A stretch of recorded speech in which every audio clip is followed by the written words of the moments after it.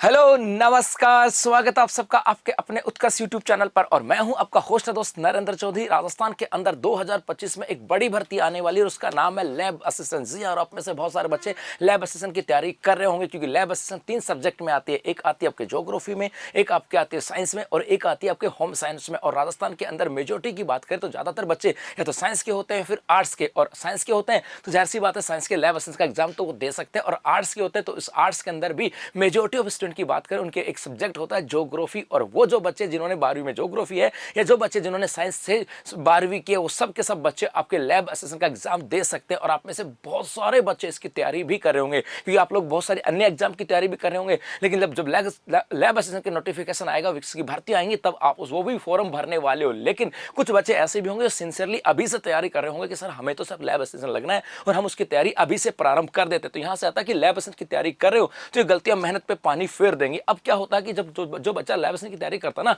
उसके मन में बड़ी भ्रांतियां होती है कि यार मैं क्या करूं, कैसे करूं। और उनमें से कुछ गलतियां ऐसी होती है और वो गलतियां उसको सिलेक्शन के दायरे से बाहर निकाल देती हैं। अब वो कौन कौन सी गलतियां ऐसी, उन्हीं की चर्चा आज के सेशन में हम लोग करने वाले हैं। यदि हम बात करें अपने लैब असिस्टेंट की बात करें मेरे बच्चों, ये जो लैब असिस्टेंट है इसके अंदर आपके 2 पेपर यहां पर होते हैं। एक तो होता है फर्स्ट पेपर की बात करें, फर्स्ट पेपर, और एक होता है यहां पर सेकंड पेपर। अधिक बार तो यहां पर सबसे बड़ी गलती तो यही होता है कि बच्चा सोचता है कि लैब असिस्टेंट में सिलेक्शन लेना है तो हमें किसके ऊपर तैयारी करनी है, सेकंड पेपर ही तैयार करना है। तो यार फर्स्ट पेपर में तो काम चला जाएगा कि सेकंड पेपर जो हो ना ये आपका किस में होता है, साइंस में। तो साइंस वाला बच्चा बहुत सोचता है कि यार साइंस तैयार कर लेता हूं, सेकंड पेपर तैयार कर लेता हूं कि सिलेक्शन किससे होगा, सेकंड पेपर से। ऐसा बिल्कुल नहीं है। सिलेक्शन जो होगा वो दोनों पेपरों को मिला करके होगा। या फिर ज्योग्राफी वाला बच्चा सोचता है कि भैया मैं ज्योग्राफी को तैयार कर लेता हूं, फर्स्ट सेकंड पेपर तैयार कर लेता हूं, फर्स्ट पेपर तो यूं ही निकल जाएगा। ऐसा बिल्कुल नहीं है भाई। या फिर हम बात करें होम साइंस की, तो होम साइंस वाला भी यही सोचता है कि यार सेकंड पेपर तैयार कर लेता हूं, क्योंकि हमेशा यही होता है कि जब 2-2 पेपर होते हैं ना तो एक्चुअल में सेकंड पेपर पे ज्यादा प्रायोरिटी दी जाती है। यदि आप कॉलेज लेक्चरर की बात करें या स्कूल लेक्चरर की बात करें, वहां पर भी आपके 2 सब्जेक्ट होते हैं, 2 पेपर होते हैं, फर्स्ट और सेकंड पेपर। या सेकंड ग्रेड की बात करें वहां पर भी 2 पेपर होते हैं, फर्स्ट और सेकंड। तो बच्चा ज्यादातर क्या करता है, सेकंड पेपर को प्रायोरिटी देता है, फर्स्ट पेपर को प्रायोरिटी नहीं देता। क्योंकि फर्स्ट पेपर की बात करें यहां पर आपका कॉमन पेपर होता है, यहाँ पर आपका कॉमन पेपर है, मतलब इसके अंदर आपका जीके होता है। जीके की बात करें तो मोस्टली इसके अंदर अपने राजस्थान का जीके यहाँ पर आता है। तो राजस्थान का जीके आता है, राजस्थान का करंट अफेयर्स आता है, राजस्थान की ज्योग्राफी, हिस्ट्री, कल्चर, ये सब बातें यहाँ से आती है। तो बच्चा सोचता है कि यार ये तो अलग विषय है, तो वो क्या करता है, इसको तो पर प्रायोरिटी कम देता है और इसके ऊपर ज्यादा भाग देता है। तो यहाँ से एक तो पहली बात यह नहीं कि कुछ चुनौतियां, कुछ बातें ऐसी हैं जो हमारी मेहनत के ऊपर पानी फिर दे। पहली बात तो ये कि यदि आप लैब असिस्टेंट का पेपर दे रहे हो तो आपके मन में यदि ऐसा है ना कि मैं मेरे सब्जेक्ट को तैयार कर लेता हूँ, सिलेक्शन हो जाएगा, ऐसा बिल्कुल भी नहीं है। आपको अपने सब्जेक्ट के साथ साथ आपके फर्स्ट पेपर को भी तैयार करना होगा, इसमें कोई दो राय नहीं है। और जिन बच्चों ने फर्स्ट पेपर को तैयार नहीं किया वो सेकंड पेपर में तो स्कोर कर लेंगे, लेकिन फर्स्ट पेपर में क्या करेंगे भैया, वहां मामला बिगड़ जाएगा ना। तो एक तो बात यहां से आता है। दूसरा यहां पर एक बात हो रही थी, फर्स्ट पेपर की बात करें, इस फर्स्ट पेपर के सिलेबस को अच्छे से देख लेना। इसके सिलेबस की बात करें, इसको अच्छे से देख लेना है, क्योंकि यहां पर किसी के हिस्से में राजस्थान का जीके है तो कहीं पर आपके इंडिया और वर्ल्ड का जीके भी आता है। जैसे साइंस वालों की बात करें वहां पर राजस्थान का जीके भी है, करंट अफेयर्स की बात करें वो भी है, और उसके साथ साथ आपके इंडिया का जीके भी है साइंस वालों के। लेकिन यदि हम ज्योग्राफी की बात करें और हम होम साइंस वालों की बात करें, वहां पर राजस्थान का जीके यहां पर आता। राजस्थान का जीके का मतलब है भैया वहां पर राजस्थान की ज्योग्राफी है, हिस्ट्री है, कल्चर है, पॉलिटी है, करंट अफेयर्स सब यहां पर आता है। तो यहां पर इसके सिलेबस को, फर्स्ट पेपर के सिलेबस को भी आपको देखना होगा, क्योंकि बच्चा सेकंड पेपर की तैयारी तो प्रारंभ कर देता है लेकिन उसे फर्स्ट पेपर का सिलेबस ही नहीं पता होता। ये याद रखना। दूसरा, कभी मन में ऐसा भी मत लेके आना कि मैं फर्स्ट पेपर को अच्छे से करता हूं, सेकंड पेपर तो हमने 12 तक पढ़ाई है, ऐसा भी बिल्कुल नहीं है। क्योंकि कई बार ऐसा होता है, साइंस का बच्चा है ना, या होम साइंस का बच्चा, वो क्या सोचता है कि यार मैंने तो ना 11वीं 12वीं में तो अच्छे से पढ़ा था, मेरा सब्जेक्ट तो अच्छे से पढ़ा, तो मुझे सब्जेक्ट में तो कोई इशू नहीं है, वही फिजिक्स है, वही केमिस्ट्री, वही बायो है, और अब इसमें थोड़ा सा मैं फर्स्ट पेपर पढ़ लेता हूं तो काम चल जाएगा। ऐसा भी नहीं है भाई। यहां पर जैसे हम बात करें तो सेकंड पेपर के अंदर जैसे जो आपने पढ़ा था उसका लेवल बदल जाता है, उसकी भाषा बदल जाती है, बहुत सारी चीजें यहां से बदल जाते हैं। इसके अलावा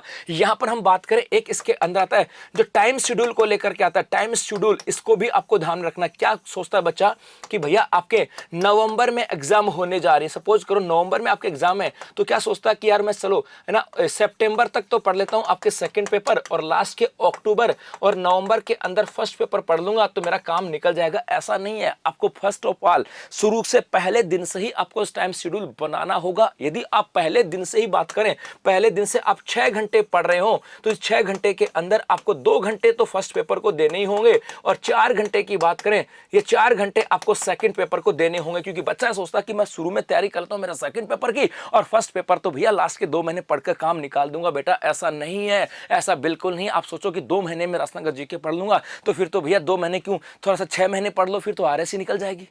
समझना बात तो क्या कहा। यदि आपको लगता है ना कि 2 महीने में राजस्थान का जीके निकाल दूंगा, तो भैया 2 महीने क्यों पढ़ो, फिर 6 महीने पढ़ के देख लो, आरएस निकल जाएगा। ऐसा होता तो 6 महीने में आरएस निकल जाता, ऐसा नहीं है। तो आपको टाइम टेबल जो होगा, टाइम शेड्यूल की बात करें, पहले दिन से आपने टाइम शेड्यूल बनाया तो उसके अंदर दोनों को बराबर वेटेज आपको देना होगा कि मैं फर्स्ट पेपर को भी पढ़ूं और सेकंड पेपर को भी पढ़ूं। यह गलती है और ये बहुत सारे बच्चे इन दोनों कमेंट सोशल मीडिया के माध्यम से कमेंट से क्या था, सर फर्स्ट पेपर को अभी पढ़ना प्रारंभ किया, सेकंड पेपर को भी पढ़े। तो मेरे भाई दोनों को बराबर टाइम देना पड़ेगा। और किसी को ये लगे कि सर मैं सेकंड पेपर को ही ज्यादा वेटेज दे दूं, जी फर्स्ट पेपर तो यूं निकल जाएगा, तो भी मामला बिगड़ जाएगा। क्योंकि बच्चों का कमेंट्स आता है कि सर मैं तो ज्योग्राफी से हूं, तो मुझे ज्योग्राफी यहां पढ़ लूंगा, वहां तो थोड़ा सा ऐसा बचेगा, है ना, तो सर मुझे हिस्ट्री समझ में नहीं आती, मैं छोड़ दूं क्या।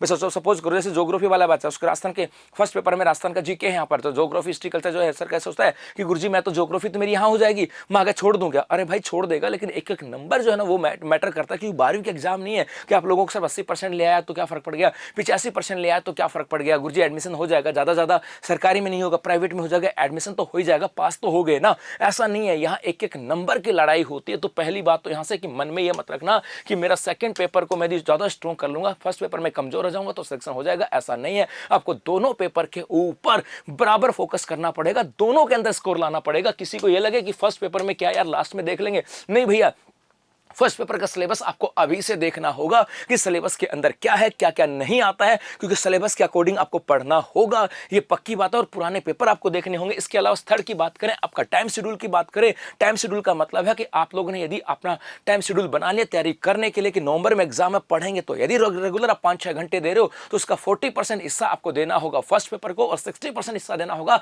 सेकंड पेपर को। तब जाकर के मजा आएगा, तब जाकर के दोनों सब्जेक्ट आपके तैयार होंगे और तब जाकर के मोटिवेशन यहां पर आएगा। और आप लोगों की तैयारी को बेहतर बनाने के लिए उत्कर्ष क्लासेस लेकर के आए अपने ऑनलाइन कोर्सेज। जी हां, ये लैब असिस्टेंट का लाइव फ्रॉम क्लासरूम जोधपुर से है, ये भी आपका यहां पर है। लैब असिस्टेंट का ज्योग्राफी का लाइव फ्रॉम स्टूडियो भी है। लैब असिस्टेंट का सेकंड पेपर ज्योग्राफी की बात करें, ये आपका जो ज्योग्राफी वाला है ये फर्स्ट और सेकंड पेपर है।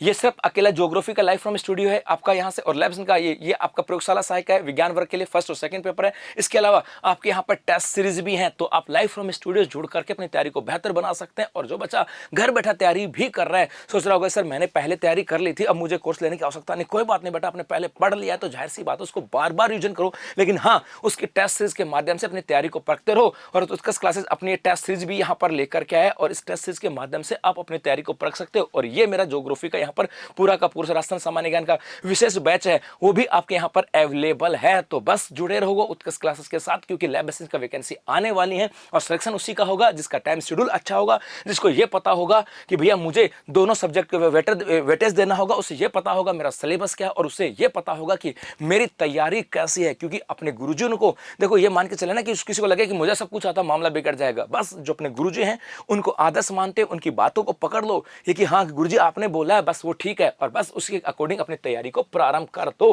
क्योंकि ऐसे मौके बार बार नहीं मिलेंगे। तो जुट जाओ लैब असिस्टेंट की तैयारी के अंदर, इन तीनों बातों को ध्यान में रखते हुए सबको बराबर वेटेज देते हुए अपनी तैयारी को पारखी और अपनी तैयारी को मजबूत बनाना है। और उत्कर्ष क्लासेस के साथ अपने ऑनलाइन कोर्सेज हैं उसके साथ भी आप अपनी तैयारी को और बेहतर बना सकते हो। तभी के लिए बस इतना, धन्यवाद।